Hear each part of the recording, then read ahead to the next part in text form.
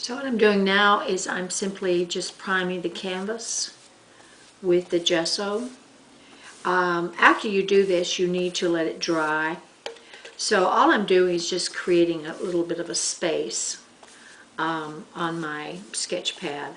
And I thought what we do is divide the surface into 4 squares, and in each square we will do a technique. So you'll be able to experiment with your molding paste in different ways, and you'll have 4 different techniques. Okay. So ordinarily you would use a dryer.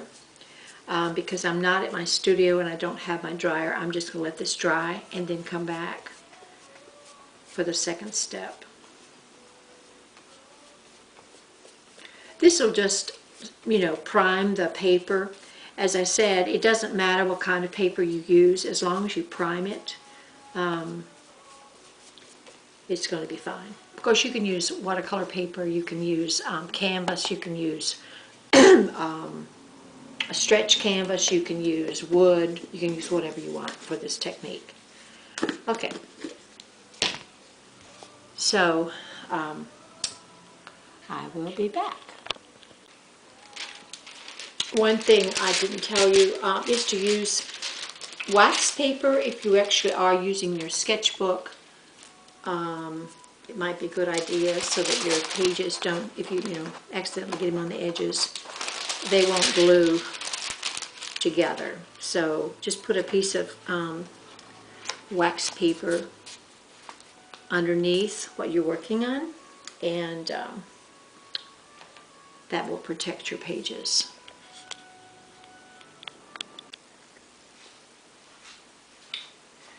Okay, after the gesso dried, I drew a large square on my sketch pad paper, and I separated into 4 squares. So you can do that any way you want and in any size you want. It's good to have a fairly good size because then you'll have a good surface to work in. So the next thing I'm going to do is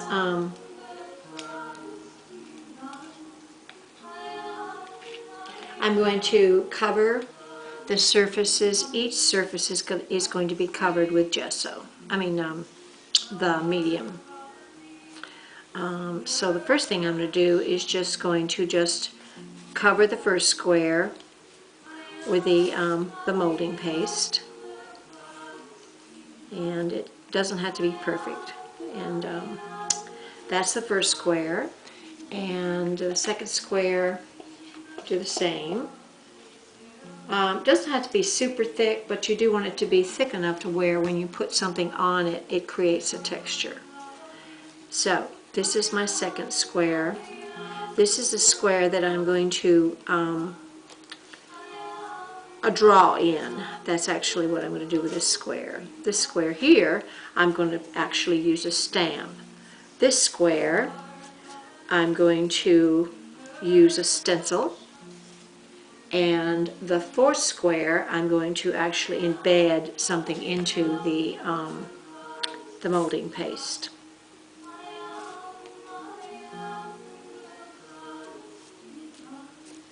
Okay, so the 4th square should be fairly thick so that you can actually embed an object into the, I'm showing you these different surfaces. Of course, you could combine it on one surface. I'm just showing you different techniques. So, okay, so the first square is we're just going to use a stamp.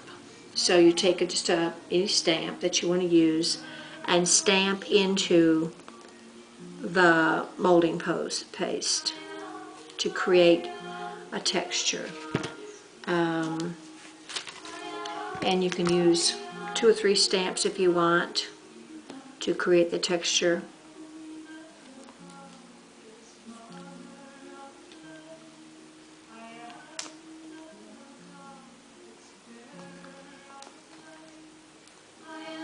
Okay, you won't really see the imprint of the stamp until it's dry, but that's the idea when you do your stamp. Okay, the next thing we're going to do is we're going to actually use a stencil. So when I have stencils, I don't really use them as is. I cut them apart and just use the shapes because, you know, I don't really want strawberries or leaves or whatever, but I can actually use the stencil. So you can buy stencils, you know, that are like at the scrapbook store, and you can even make your own stencils. I mean, they're really easy to make. That may be something I do in another demo. But anyway, I'm going to take the molding paste on the knife, and I'm just going to spread it just like you would. This is a little too thick. Spread it in the holes of the stencil, just like you would spread something on,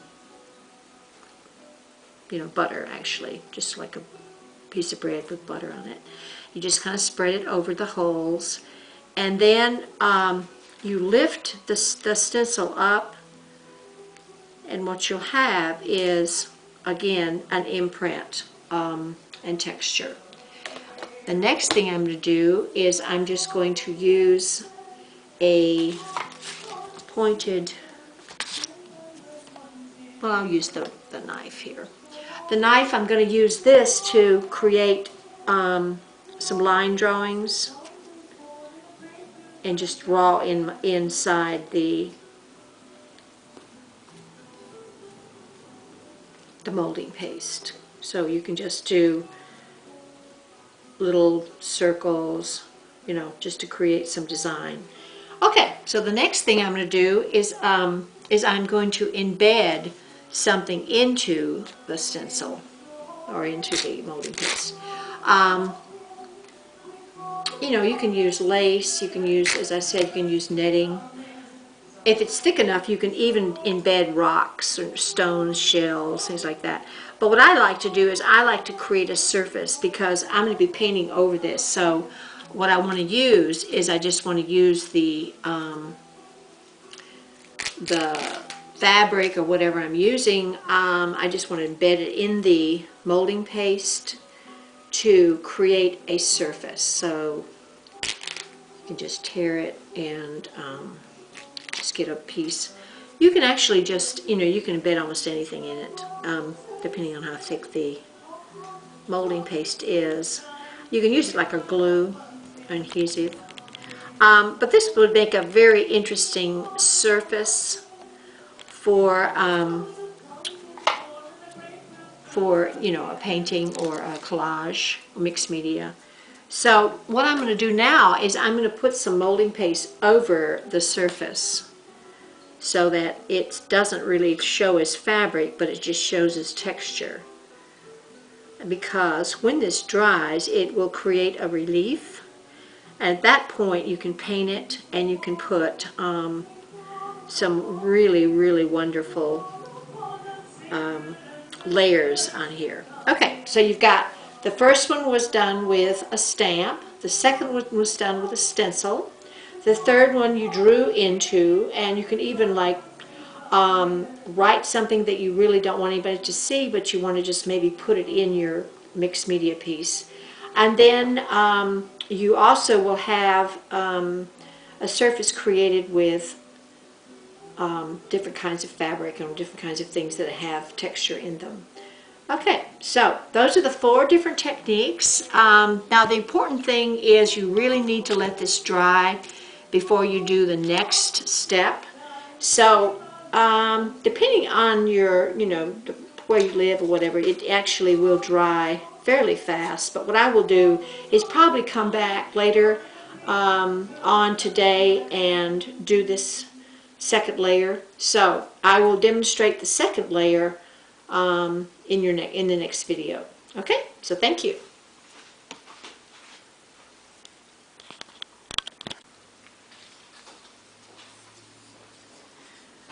I want to show you another technique that you can do with molding paste. You can take some molding paste and add some paint to it while it's wet.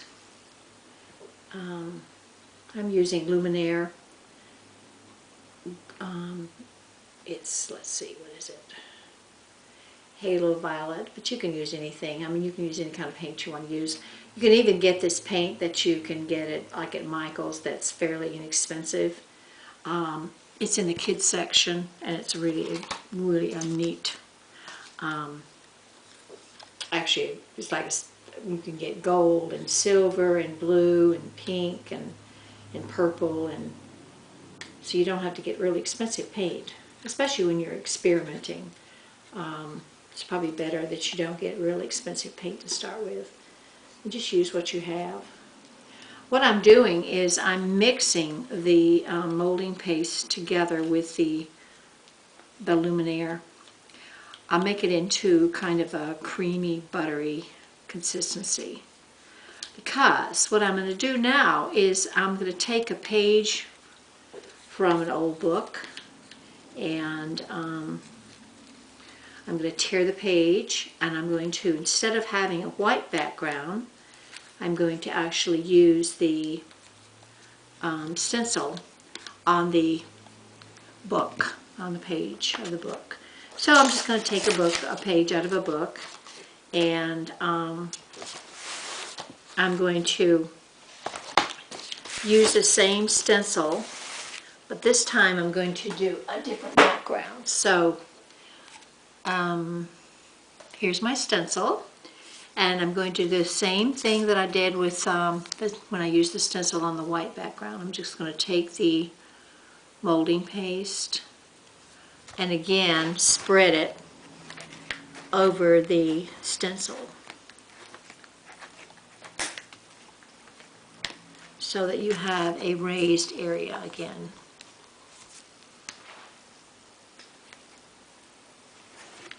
Now I want to say that you can also, rather than using molding paste, you can also use joint compound. I've used joint compound a lot in my work. I also use caulking, so you don't necessarily have to use molding paste. Molding paste can get really expensive, but you can also try the same techniques that you do with the molding paste. You can also do with the joint compound.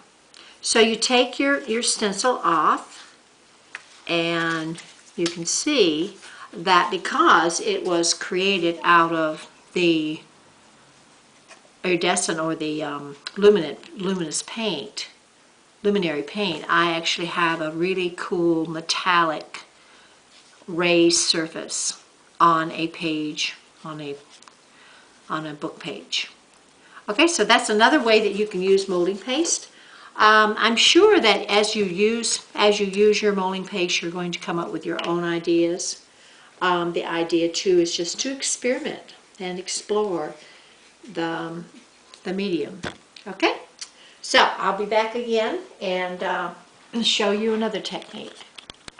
I wanted to talk about what I did with the raised molding paste. For the first one, I covered this one here with black paint, and I dried the black paint, and after the black paint I put some copper on it, and I dried that, and then I came back and I put some gold over the relieved, the areas where it shows relief, the surface is raised.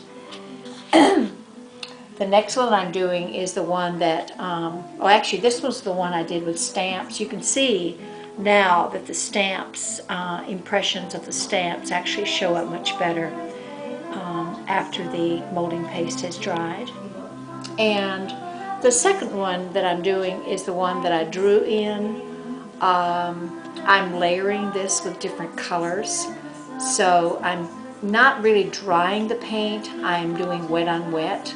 So what I'm doing is I'm creating a surface that just has layers of color, and that's the second one that I'm doing. And I'm using just, this one I actually used just watercolor paint. not real watery, but just a little bit of a wash, and I washed colors over each other. And the one that I did in black and gold, I used just really inexpensive craft paint, and you can pick that up at Michael's.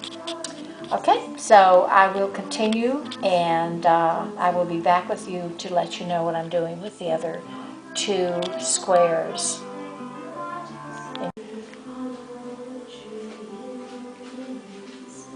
Okay, so what I've done is I've covered this surface that was done in the stencils. This was actually done with a stencil. I covered it with a little bit of dry brush, a little bit of black dry brush over it, and it's just really brought up the raised surface more and looks a lot like stone. So I'm going to let you see that.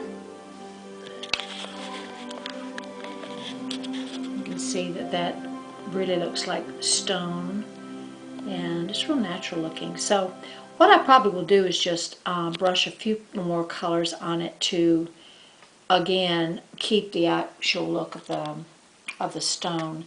This one I did with green because I really wanted to make this again look like it was moss, kind of a moss background.